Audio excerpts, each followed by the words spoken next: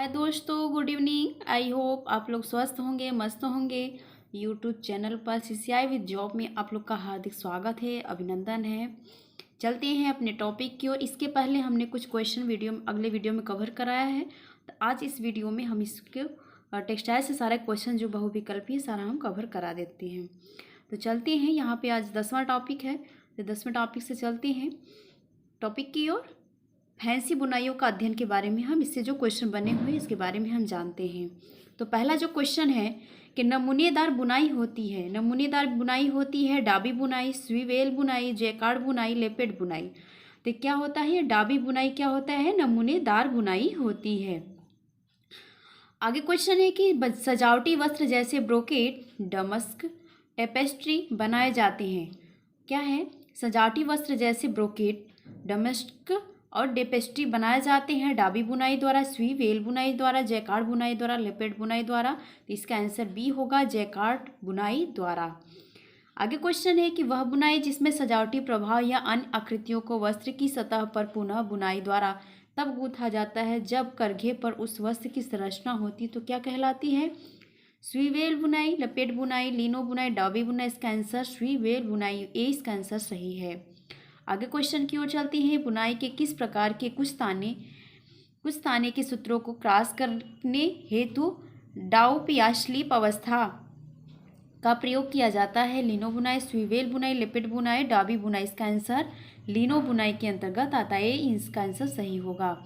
आगे क्वेश्चन है कि इस बुनाई का उपयोग वस्त्र में बुनाई के समय छोटी डिजाइन को बनाने के लिए किया जाता है।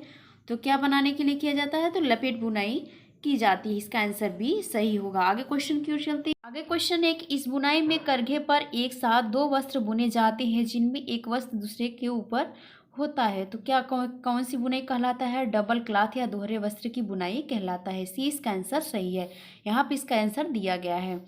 आगे क्वेश्चन है कि स्टफ, खिलौने, बिग पेंट, रोलर्स, पफ किए हुए और पॉलिश किए हुए वस्त्र आदि के वस्त्र किस बुनाई द्वारा बनाए जाते हैं। क्रेप बुनाई, डाबी बुनाई, स्वीवेल बुनाई, पायल बुनाई। तो इसका आंसर क्या होगा, पायल बुनाई के द्वारा स्टफ, खिलौने या बिग पेंट, रोलर्स, पफ किए हुए, पॉलिश किए हुए वस्त्र आदि बनाए जाते हैं। आगे क्वेश्चन है कि डॉट डॉट बुनाई ताने के धागों से बनाई जाती है जो वस्त्र की सतह पर फ्लोट करते दिखाई देते हैं। क्रेप बुनाई, डाबी बुनाई, हक बैग बुनाई और हनीकॉम्ब बुनाई। तो इसका आंसर क्या है, हक बैग बुनाई।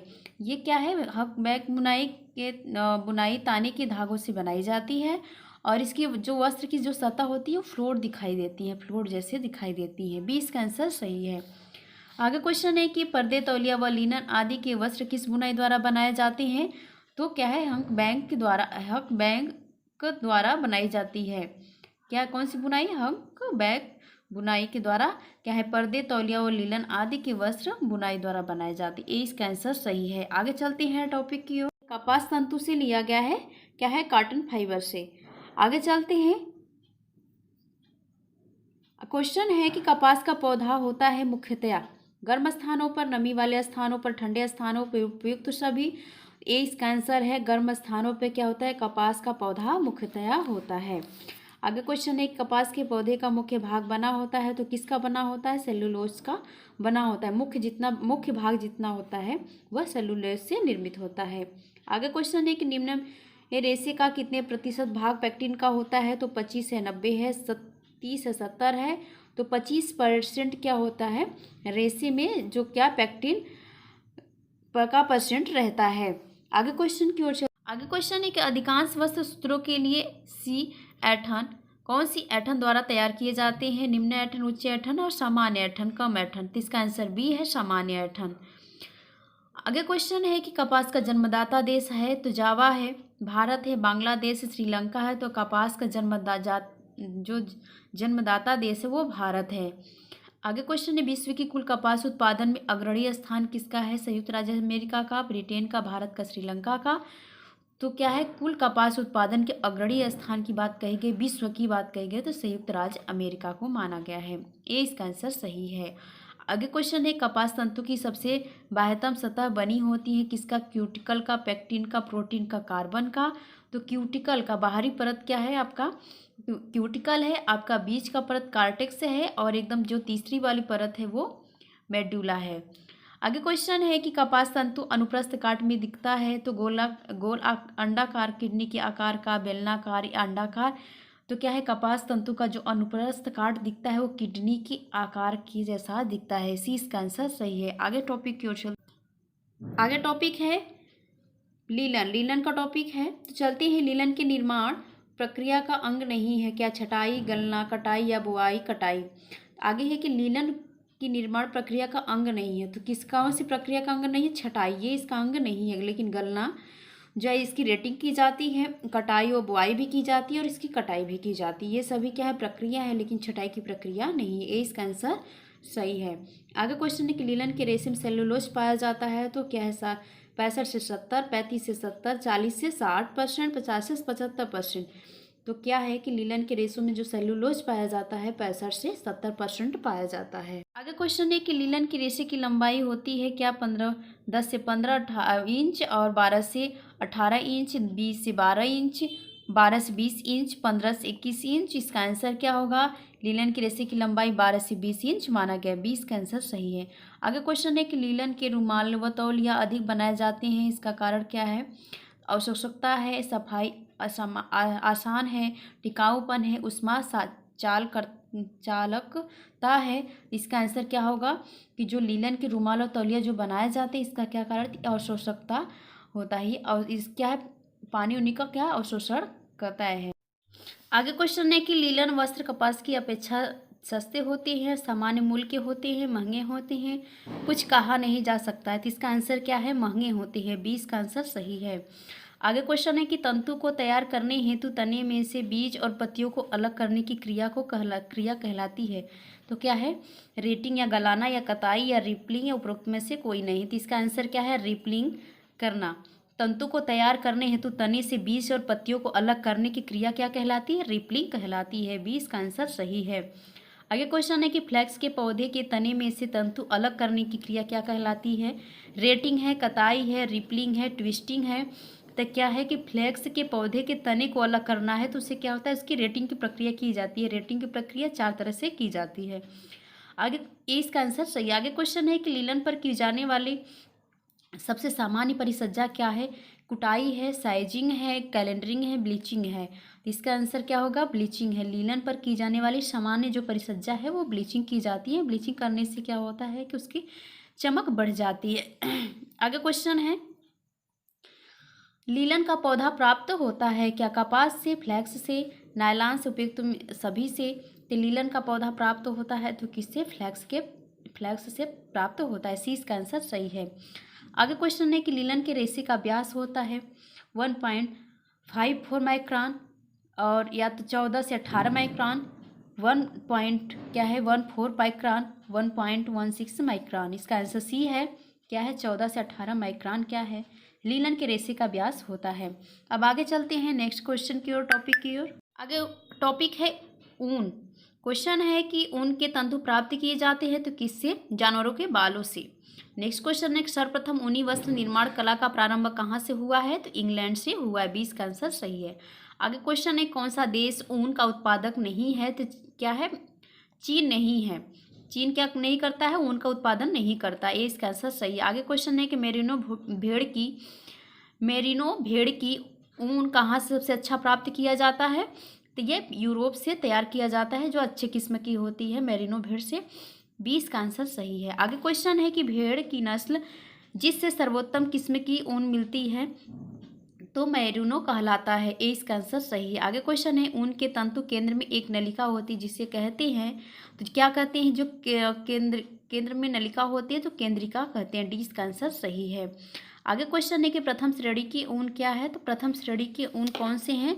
तो मेरिनो क्या है? मेरिनो जाति के जो भेड़ से प्राप्त ऊन है ये क्या है? प्रथम श्रेणी के ऊन कहलाते हैं, अच्छी किस्म के होते हैं। आगे क्वेश्चन है कि ऊन ही एकमात्र ऐसा रेशा है जिसमें होता है कार्बन, हाइड्रोजन, सल्फर, ऑक्सीजन। तो ऊन क्या है? प्रोटीन जगत का रेशा है। तो प्रोटीन जगत के रेशे में कितना क्या है? 4% सल्फर पाया जाता है। तो यहाँ पे क्या होगा? तो ऊन में एकमात्र ऐसा रेशा जिनमें होता है तो क्या होता है? सल्फर। तो ऊन में क्या है? 4% सल्फर पाया जाता है। आगे टॉपिक की ओर चलते हैं। आगे क्वेश्चन है कि रेशम, सिल्क रेशम का जन्मदाता देश है, रेशम का जन्मदाता देश चीन है। ए इसका आंसर सही है।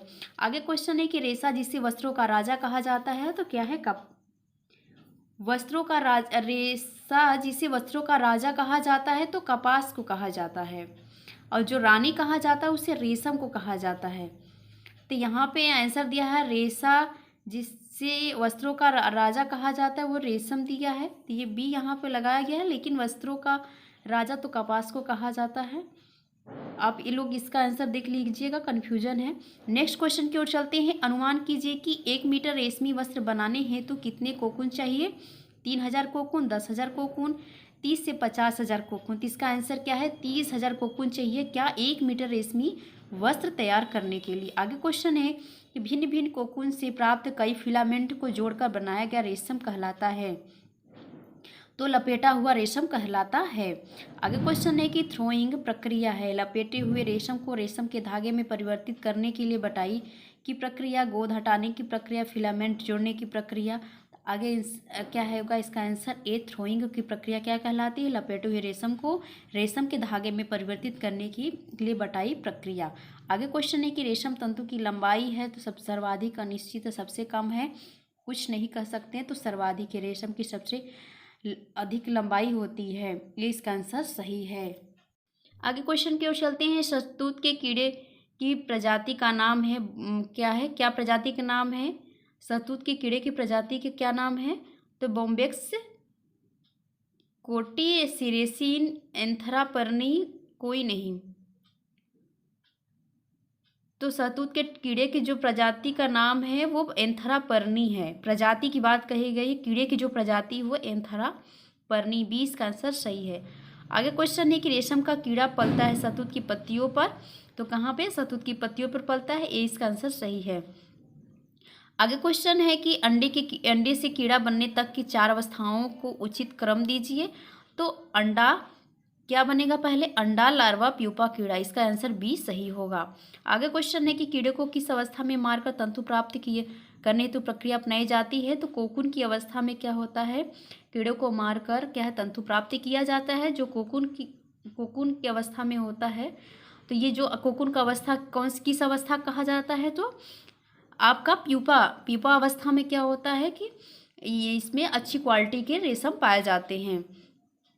आगे क्वेश्चन है कि ओक या बबूल के वृक्ष पर पलने वाले कीड़ों से प्राप्त होती हैं। तो ओक या बबूल पर जो कीड़े पलते हैं वो किस प्रकार पलने वाले कीड़ों से प्राप्त कौन से रेशम होते हैं? तो टसर रेशा जो होता है ओक या बबूल के वृक्ष पर पलते हैं। आगे क्वेश्चन है कि आगे चलते हैं क्वेश्चन की ओर। रेयान से है। रेयान को कहा जाता है कृत्रिम रेशा, वस्त्रों का राजा, जादुई रेशा, कोई नहीं तो कृत्रिम रेशा। रेयान को कृत्रिम रेशा के नाम से जाना जाता है। आगे क्वेश्चन है सेलुलोज निर्मित तंतु है, तो क्या है इसमें? रेयान सेलुलोजिक है। इसमें 50% क्या है? रेयान में सेलुलोज का निर्मित है। सेलुलोज क्या है? जो रेयान का जो धागा है सेलुलोजिक से निर्मित है। 50% इसमें सेलुलोज का प्रयोग किया गया है। आगे क्वेश्चन है कि रेयान का पिता कहा जाता है, तो किसे कहा जाता है? काउंट हिलेरी डी चार्डोनेट को। आगे क्वेश्चन है कि फ्लैक्स पौधे के तने से तंतु पृथक करने की प्रक्रिया क्या कहलाती है? रेटिंग की प्रक्रिया क्या कहलाती है? पौधे से तने को अलग करना रेटिंग की प्रक्रिया कहलाती है। आगे क्वेश्चन है कि कूप्रामोनियम रेयान का निर्माण हुआ है, तो किस सन में हुआ है? तो 1889 ईस्वी में हुआ है। कूप्रामोनियम रेयान का निर्माण हुआ है तो 1879 ईस्वी में हुआ है। आज के लिए इतना ही। आई होप आप लोग को वीडियो पसंद आएगा, और जितने क्वेश्चन इसमें बचे हैं हम अलग नेक्स्ट वीडियो में लाएंगे। तो आज के लिए इतना ही। वीडियो पसंद आया होगा तो प्लीज़ वीडियो को लाइक, सब्सक्राइब, शेयर जरूर कीजिएगा। आज के लिए इतना ही। Thank you, thanks for watching.